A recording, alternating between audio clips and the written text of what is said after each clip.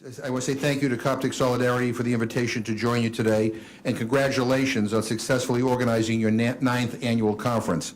You know, a year ago when I spoke at your 8th annual conference, everyone's attention was taken up by the string of suicide bombings in churches that killed or injured nearly 250 people, and the May 2017 attack on a busload of Coptic pilgrims on their way to Samuel Monastery. This year, it seems there have been fewer deaths in the Coptic community, and I'm grateful for that.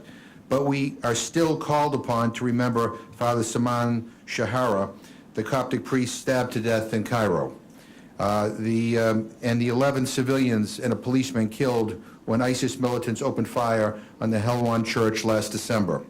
And we remember Coptic victims. And as we remember Coptic victims, we must also remember others who suffered religiously motivated violence in Egypt last year, including more than 400 Sufi Muslims killed or injured when ISIS-linked militants attacked their mosque in Sinai in November. The death of even one person due to religious persecution, the death of only one person due to religious persecution diminishes us all. You know, the Tom Lantos Human Rights Commission, which I co-chair along with Congressman Randy Hultgren, held a hearing on human rights violations in Egypt, including religious persecution, last fall. As often happens, that hearing was controversial. Some people thought we did not give the Egyptian government enough credit for its efforts to improve in some areas. But here's the thing. Even though Article 64 of the Egyptian Constitution says that, and I quote, freedom of belief is an absolute, end quote, many discriminatory laws and practices clearly remain in place. There are lots of opportunities for authorities to use the law to disadvantage religious minorities, including Coptic Christians. A year ago, you were focused on the need to prevent deadly violence by combating the culture of intolerance and hate embedded in Egyptian society and the government.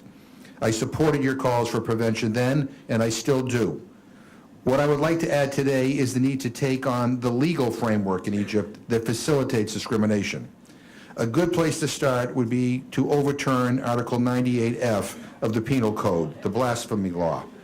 People should not be prosecuted or imprisoned because their beliefs deviate from the mainstream. It also seems pretty clear that the law that regulates the construction and renovation of churches, although it's recent, already needs to be reviewed. According to USERF's latest report, very few churches have been licensed under the law, and even fewer have obtained construction permits. Whatever the intent, in practice, the law is not working. And then there is the issue of impunity. Those who carry out sectarian attacks continue to go largely unpunished. The practice of customary reconciliation is not a substitute for the rule of law. My point is this. I appreciate it when President Sisi publicly recognizes that there is religious diversity in Egypt.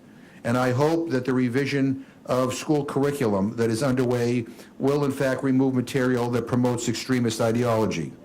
But we need more. You need more. It's not enough for the Constitution to guarantee freedom of belief if the law institutionalizes discrimination.